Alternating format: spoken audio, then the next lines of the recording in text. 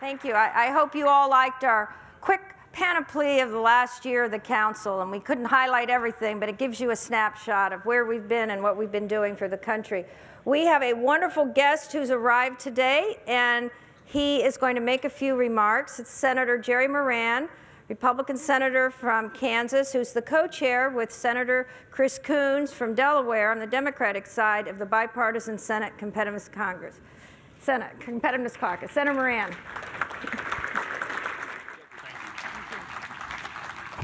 Deborah, thank you very much. I just came from a Squawk Box interview in which I decided I must not be saying the right things about competitiveness because a minute and a half into my interview, breaking news. There's a new CEO at Coca-Cola, and so I listen to the news and think, surely they're bringing me back. So having failed to have my full time in front of the Squawk Box audience, I decided to come to visit with you this morning and tell you something that I would have said had I had more airtime this morning. But Senator Coons and I are honored to serve in a capacity of trying to bring members of Congress and our staffs together for the purposes of promoting an agenda that is about competitiveness. And as I was explaining this morning in that interview, in my view, competitiveness is really a nice word for jobs, for better jobs, for higher paying jobs, for job stability, an opportunity to find the policies that create the chance that more Americans can achieve the American dream. And so while competitiveness may sound like something technical or policy-oriented, it's really something very basic to our country and its economy. Let's make the opportunity for every American real and let them have the chance to pursue it. So thank you for your efforts. We will continue to try to find ways to work together. I am hopeful. I look at elections as similar to New Year's Day, in which we create our resolutions, and it's a sense of opportunity and hope that good things can happen in the future. And Senator Coons and I are committed to making certain that our colleagues, whether they're Republican or Democrat, find that sweet spot in an agenda that increases the chances that the United States of America and its economy remain competitive in a global economy. And that certainly means things that are front and center for the Congress and the administration in the future. The tax code, repatriation, the regulatory environment, trade, access to world markets, technology advancements, education and training, a workforce that is highly motivated and innovative. And those things matter greatly as we try to make certain that good things happen in America today and in the future. One of my agendas since I came to Congress, mostly related to work of the Kauffman Foundation in Kansas City, the Kauffman Foundation on Entrepreneurship, is how do we restart the opportunities for someone who has an idea developed in their backyard or their garage or their barn, that they can take it to market, and we become the country again of startup businesses that our country historically has been. My pleasure to be with you today, and thank you for your efforts to make certain that Congress has an agenda that will achieve the things that are important for our country. Again, thank you for the efforts, and we look forward to working with you in 2017. Deborah, thank you. Thank you so much, Senator. Thank you. Well, I think many of you know that innovation and technological leadership and the nation's position in research and development has really been in the DNA of the Council on Competitiveness since our inception 30 years ago. We did some of the first critical technology lists. We had a great report that our first distinguished fellow, Eric Bloch, who just sadly passed away, did on reinventing R&D. And the list continues. And I wanted to start this conversation out with three tremendous leaders at the forefront of technology throughout their careers about what really was the genesis for some of the work that you all did with the Council. And I might start with you, Wayne, because as our Vice Chair for Industry, and even before, when you were President of Georgia Tech, you were really doing some very innovative things on the regional front, and then ended up, leading one of our major projects on regional innovation clusters. So tell us a little bit about that story and the impact of it for the country. Thank you, Deborah. And again, congratulations on the 30th. I think when I was president of Georgia Tech, I knew I had a lot of things to do, but one of the things I felt that was lacking was a connection between what we were doing in a context, a national context. And so I talked to some people who I felt were friends and mentors, Chuck Vest and Eric Bloch, And they all said the Council on Competitiveness was the place where things really happened and where you brought together industry, government, labor, and private industry to do things together. And so I had to explore that myself, and it was a real positive experience for me. And so I spent a lot of time invested into the council, and every bit of that came back to me more than I invested in it, and then had the wonderful opportunity to work with Deborah and to be vice chair of the council. Dwayne Ackerman at that time was the chair. But it's been a continuum of these great leaders who continue to add to our national fabric on competitiveness. I had the great honor to co-chair the National Innovation Initiative in the early 2000s with Sam Palmisano. But I think people forget about what led up to that. And the lead up to that, I think, was a very important part of the work of the council. Michael Porter, who we saw last night on the video, worked on the cluster study. And we did a cluster study in Atlanta. And Mike Cassidy's here with the Georgia Research Alliance. It was a seminal study. It helped Atlanta for the first time understand its economy and how to redirect it so you would get the desired result. And so the council has been important to me personally. It's been important to my institution, which is obviously actively involved in these issues, and also very important to Atlanta and to all of Georgia and that region about making it successful and anticipating what's coming down the road. And I think in that study also, you really presaged a lot of the current leadership that Atlanta has across many sectors of the economy, from logistics, of course, moving into biotech and health and nano and so many others. Did you think at the time, if we had a vision into the future, that your city was going to be the dynamic global city it is today in these critical sectors of the economy, that we're just beginning then? Not really. I don't think anybody can anticipate these changes, but Atlanta had the good fortune to have good political leadership as well and good civic leadership. And I think we describe this, that the council works on national policy, and national policy sets sort of the framework that allows you to succeed, and that's where the federal government's role is. But innovation is local, innovation is regional, and we were very fortunate at the time to be building something called Technology Square, which we thought would be a great way to get corporations and government and industry working closely with the institution and with the city. And with the help of a lot of people, it worked. And my successor, Bud Peterson's done a terrific job with that. And today, that area is just full of not only startup companies, but major companies with research components locating there. Healthcare, retail, it doesn't matter. Logistics, they're all there. And it really has been a core of the development of Atlanta and the technology innovation sector, as it's called. So the council you were there many times, and I think this idea that everyone could work together was just not really understood until the council got involved. And of course we were so fortunate to have great leadership with Dwayne Ackerman as the chairman of the council when he was the chairman and CEO of Bell South, who was your partner in all of that. Well, Craig, of course, you've been in technology through your whole life, having come out of Stanford and then going on to lead one of our greatest high-tech companies in the world, Intel.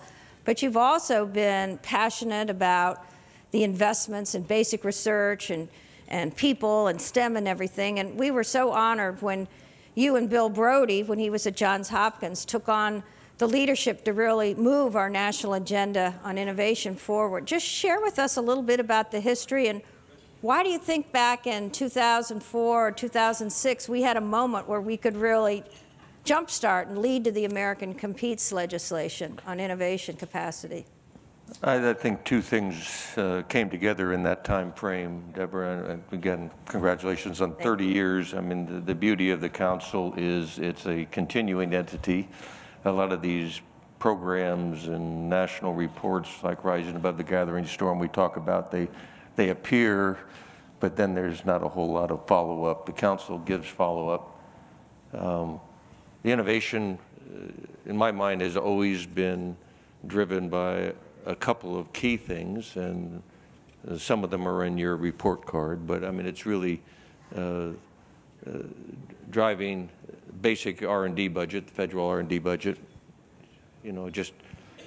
I'll paraphrase kind of my assessment of where we are in each of these as we go along. But federal R&D budget, we've been crying to double that forever, and it doesn't score very highly on your report card. To put that in perspective, the company I used to work for, Intel, has a way bigger R&D budget than the National Science Foundation and probably the Department of Energy combined, one company. So it's critically important. We've been pushing that. The other one is education, and you heard people talk earlier today, Michael Crow, very eloquently about education. You know, I have a very simple model there, which is the earning power per capita GDP in the U.S. is going to depend on the average level of education of the workforce. The PISA results of our K-12 education came out this week. We're mediocre to bad in all three categories. And even though we have the best research universities in the world, the fraction of our folks with postgraduate or post-secondary schooling, we're now something like 15th in the world. We used to be #1. And then the government environment set up to promote innovation. And you heard today talking about tax rates and things. Sometimes I think it's important to look at the big picture on all of these, which is what we try to do in the council, and that is, you know, don't get excited about little line items where you have success, but if you're failing at the overall mission, you have to admit that you're failing. And maybe we'll get a corporate tax simplification and incentive to do things in the United States out of this administration. We've had disincentives. I'll give you a simple example of a disincentive. Intel builds these massive manufacturing plants to make silicon chips. The net present value of one of those plants in the United States or in a low tax environment is well in excess of $1 billion different. It doesn't have anything to do with labor rates. It has everything to do with the U.S. tax code. It's very difficult to explain to your shareholders you're going to take $1 billion away from them just to put the plant in the United States. We haven't succeeded in that area at all. So I look at those three categories, you know, education, we're not succeeding, folks. Building up federal R&D, we're not succeeding. And the current incentive structure to do things in the United States, we're not succeeding. It's a good message to give the next president. I want to come back a little bit in a minute and talk about the infrastructure and advanced manufacturing. But, you know, on the education front, in your post-CEO life at Intel, you've done some amazing things in doing some innovative pilots around the education in the state of Arizona. Do you think that, you know, some of these new ideas and opportunities that you're incubating can scale up, or do we really need to be thinking more at the local, state level to get a handle on some of these education challenges? Well, I mean, you look at this whole issue of raising standards in Common Core when the backlash of the federal government associated with that. Education has to go on at the local level, has to be driven at the local level. But there are some very key aspects of that. Take Washington, D.C., good example. We're in the middle of it. It's historically had the worst K-12 education system in the United States, maybe in the world. It is now the fastest improving educational system in the United States. And the reason is that half of the kids are now in alternative education, charter schools, and out of public schools. And the charter schools have been competitive, they're innovative, they've actually raised the level of the public schools up. Without that competition, DC would still be 0 in education. And so I'm a great fan of competition wherever you might be. It makes the whole system better. And we've had some great results with our charter schools, and they're absolutely scalable as long as the local state government invites this alternative competition in and supports it. There's still 8 or 9 states in the U.S. that don't even allow charter schools. Now we're seeing Arizona as a very innovative state on many fronts in terms of innovation and education. Well, Arizona, early adopter of competition to the public school system. Roughly 16, 18% of the kids in Arizona are now out of standard public schools and in public charter schools. And the public charter schools are kind of like the top 20 schools in the state. So competition works in that space. The entrenched bureaucracy doesn't like that concept, but it works. So Bill, you're a physicist, so I know if we were having a glass of wine, I wouldn't understand 3/4 of what's going on in your mind as an advanced physicist. But I do know that you, of course, are leading one of our great national laboratories in an unrivaled system of labs in the Department of Energy, but also in other federal agencies. And innovation and rapid technology development to solve big, complex national missions is at the heart of what you're doing. But you're also leading the forefront in advanced computation and supercomputing. And how do you really see in your role as a lab director, you know, the value of your participation with all of us here in the council, and what are some of the thoughts you want to share on this critical component of the national labs in America's innovation ecosystem? Well, thank you, Deborah. First thing I'll share is that you're doing better than me understanding what's going on in my mind.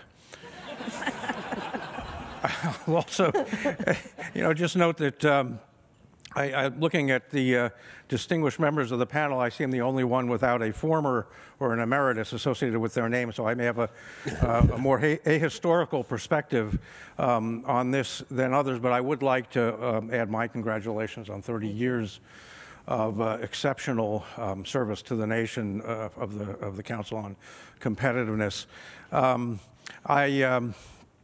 I think from the point of view of the national laboratories, it's notable that the Council is the only forum that I'm aware of that brings together the system of national labs with industry, with labor, and academia. The only organization, period. I can't think of another place where that happens. And in doing so, the Council has bent to common cause the system of innovation in this country, from knowledge creation to application to scale up to commercialization. Again, a remarkable accomplishment. In fact, in some sense, the Council is the bipartisan policy equivalent of Silicon Valley in that sense, if you will. National labs, I think, are a critical ingredient for this. In fact, earlier there was talk about capitalizing on the nation's competitive advantages, and I think that the system of national labs that exists in this country is without question one of the competitive advantages that exists here and that can be brought to bear. In fact, we find increasingly other nations looking to the national lab system here in the U.S. as an exemplar and looking for ways to reproduce it. And I've seen that personally in places ranging from Brazil, where there's an initiative under the Council that we've been participating in, and also including China, which is looking very explicitly at the U.S. for how to adapt or how to develop the kind of national lab system that they see as having been so successful here. So the mission of the national laboratories, and not to mention the 25,000 scientists and engineers, is to perform long-term research and development in the national interest, driven by applications, though, in energy, in national security, and environmental stewardship.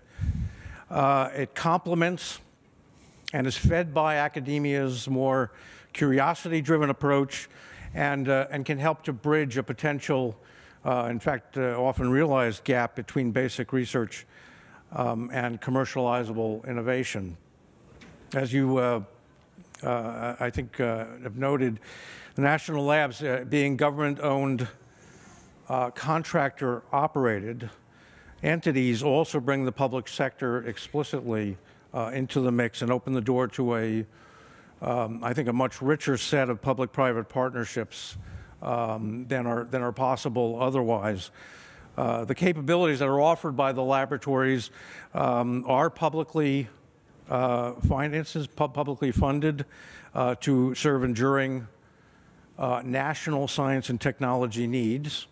So, for example, my laboratory, Lawrence Livermore, has as its primary mission to provide the technical basis for ensuring that the nation's nuclear stockpile remains safe, secure, and reliable in the absence of nuclear testing.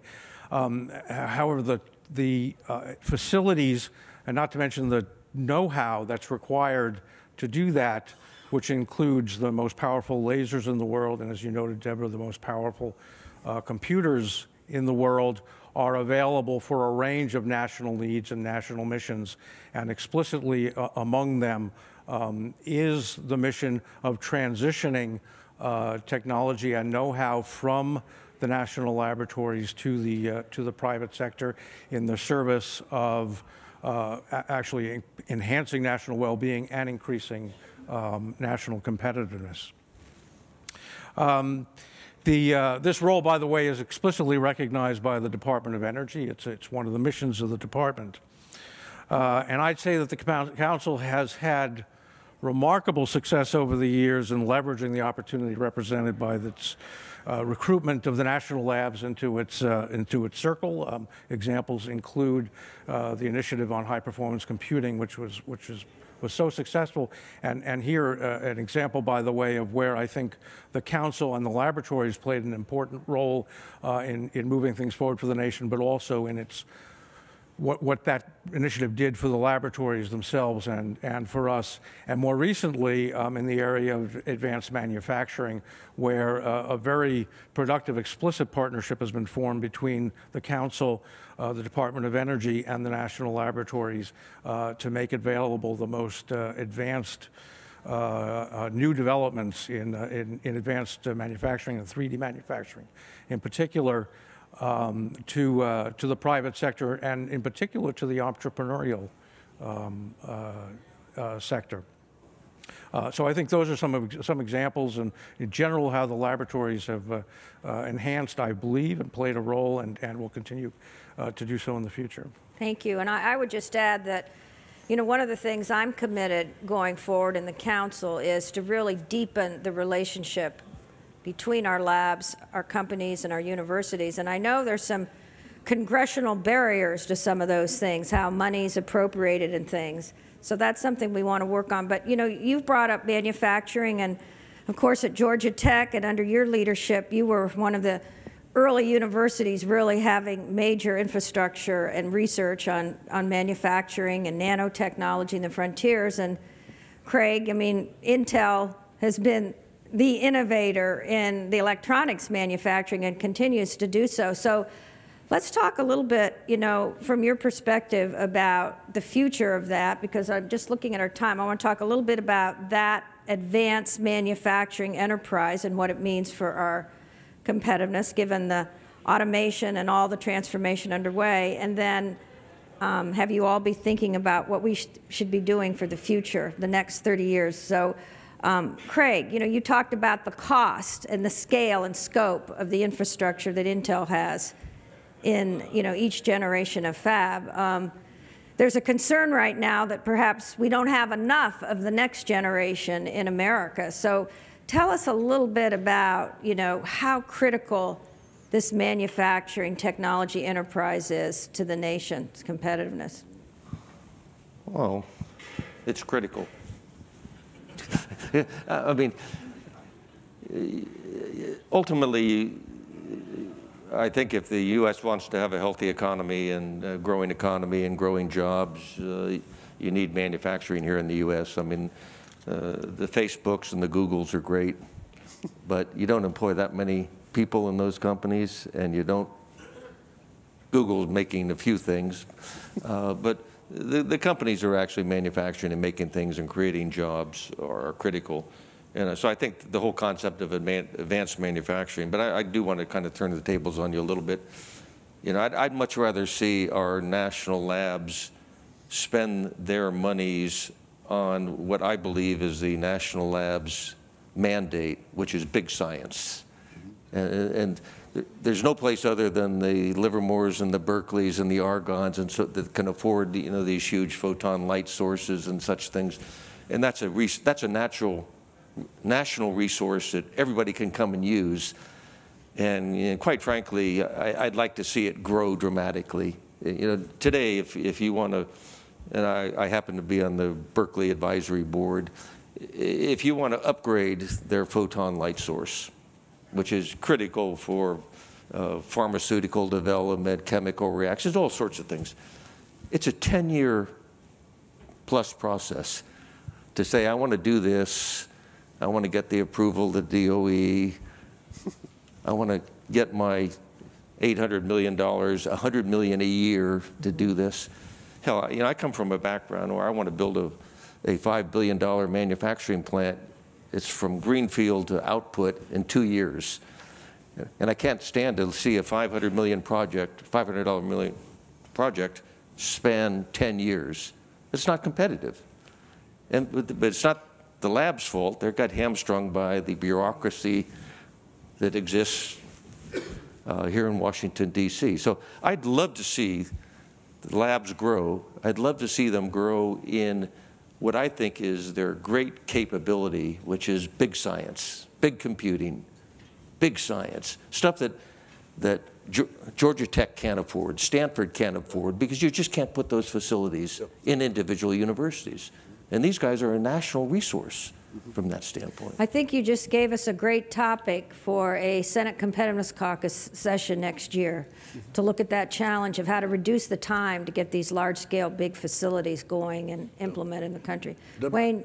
Well, I think one of the examples You guys just jump in citing and relates to Bill's work and others in this room was a high-performance computing initiative that was done in conjunction with DOE and the council. It was a hugely successful endeavor. It created an infrastructure which, in fact, universities can use relatively easily and access the tremendous capability they really can't afford to operate. They can't afford the cooling systems and all the things that are necessary.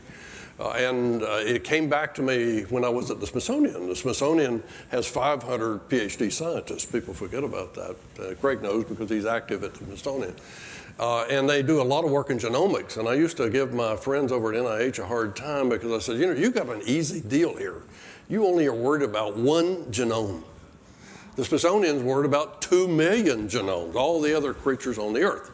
So tackling that is high-performance computing. And fortunately, we signed an MOU with Oak Ridge, and the Smithsonian has direct access to the computing capability and the talent at Oak Ridge to help the Smithsonian get into and use the facilities that it needs to do this. And you think, well, that's just pure science. It's not, because 70% of the diseases are coming from nature.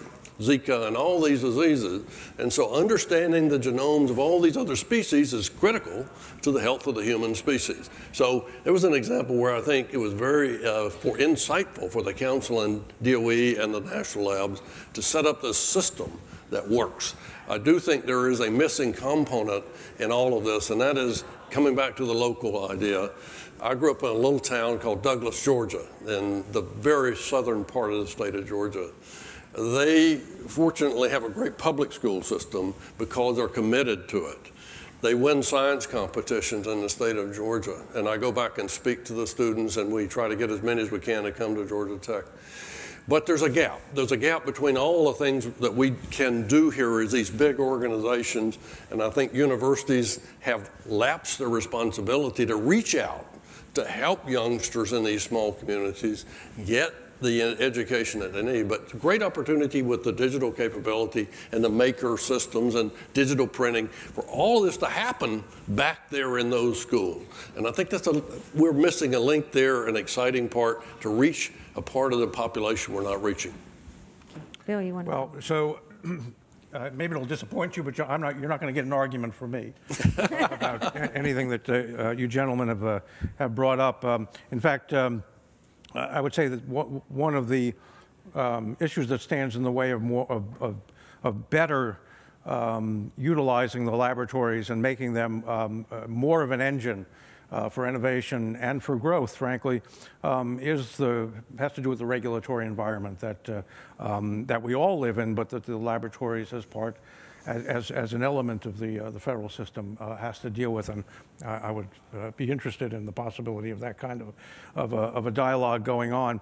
I did want to just pick up on Wayne, something you talked about, this idea of reaching out more and bringing in schools and education, because I think education was a major theme earlier this morning. It was one that really struck a chord. It's something that I think actually the laboratories could do more of and play more of a role in with the council, with the other components of the council.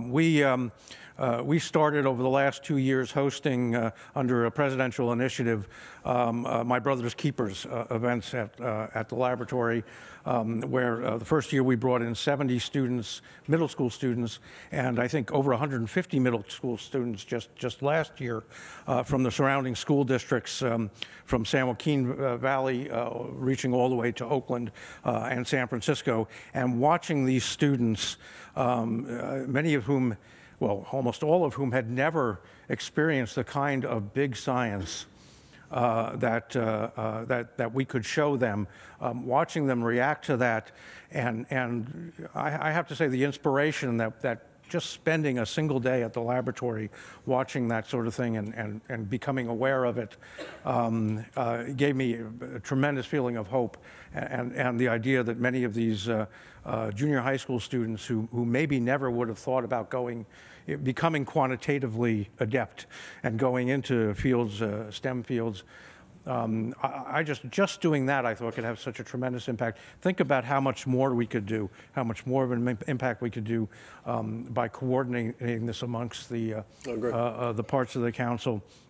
And I think it would work tremendous things for the laboratories and for the missions here. Deborah, from a retiree who, raises cattle and bison in Montana, to come on the stage and talk about innovation is kind of interesting. But I would really like you guys to take one thing to heart, and that was what Michael Crow said this morning, that you've got to bring everybody in the system along. And until the average education system in the U.S. is world-class, you've got a hell of a job in front of you. And we dance around that. PISA results showing mediocre results are in the headlines for one day, and then they disappear. And nobody picks that up. Nobody takes responsibility for it, but it is the Achilles heel of this country. And we're not going to increase the number of workers with post-secondary schooling until we fix the primary and secondary school system in the U.S., K-12. It's physically broken today, on average. They're bright examples, but it's broken.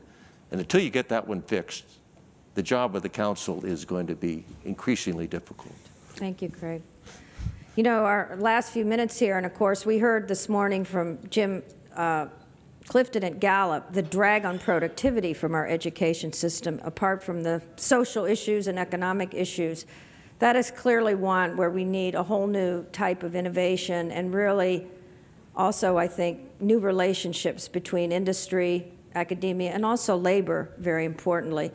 But a few other issues, John Young last night in our video, I had the wonderful honor and pleasure to go out and interview him in August out in Silicon Valley. And one of the things he said, we were sort of laughing about, I said, when we created the Council on Competitiveness, we thought it was just going to be around for a couple years, and now it's 30 years and it's obviously sustainable and contributing. And what's going to be the next 30 years? Is it this nexus of innovation, sustainability, beyond Moore's Law? I mean, you're moving into 4D printing, the genomics. There are lots of things that we could do, but at the end of the day, you three leaders who've contributed so much. Craig, you've talked about the criticality of our K through 12 education. Wayne, and then I want to ask Bill, and we'll wrap this up. Bill. Oh.